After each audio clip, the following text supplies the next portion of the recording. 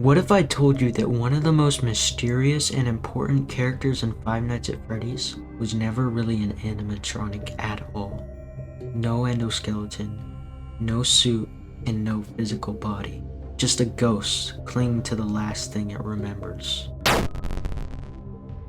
In today's video, I'm going to explain how David manifests himself into the white tiger plushie, and how this finally solves the mystery of Golden Freddy. Throughout the FNaF timeline, plushies act wrong.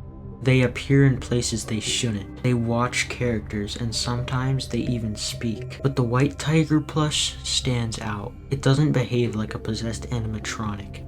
It behaves like a memory, a projection. This hints that the white tiger exists on a different level than what we perceive reality as. And that's where David comes in.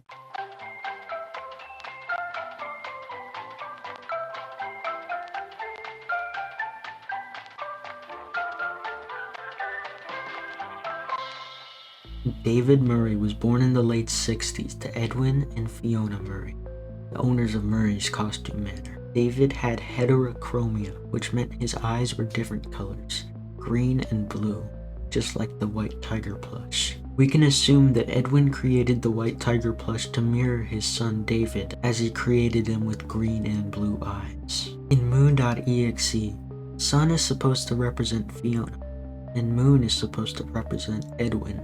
At the end of the Moon.exe game, we see a storybook, which reads, "He bounced the moon. He spelled his name in the stars. He ran through the snow with the silent hunter." In the Moon.exe story, Sun is constantly shown cooking something, staying inside of the house. While M1 was baking the birthday cake we see in one of the film reels, I left him out at the playground. David crawled through the fence of his playground. He went through the side entrance of the factory, through the lobby, up the elevator, and into the showroom. David bounced his ball off of the faulty moon prop, and it crushed him, falling through 2 stories and eventually into the basement that we see it in Secret of the Mimic. David was clearly attached to the white tiger plushie, and he took it wherever he went, just like another character in the Five Nights at Freddy's universe who was attached to his plushie, the Crying Child. Evidence suggests that the Fredbear plush that the Crying Child had was actually a secret camera system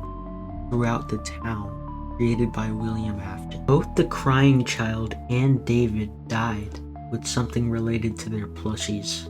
David died while holding his plushie, and the Crying Child died to the animatronic his plushie was made from. Was that the bite of 87?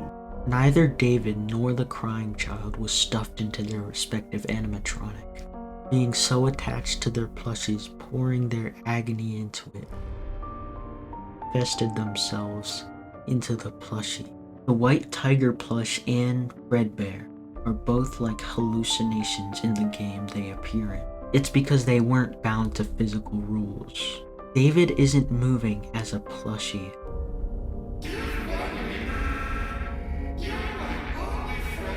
He's projecting himself, just like Golden Freddy. This gives us a new rule in the Five Nights at Freddy's universe. If somebody dies inside of a suit, they become the animatronic.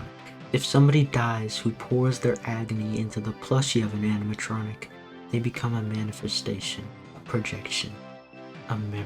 So with that, I propose the idea that there are 2 types of possession in Five Nights at Freddy's. 1.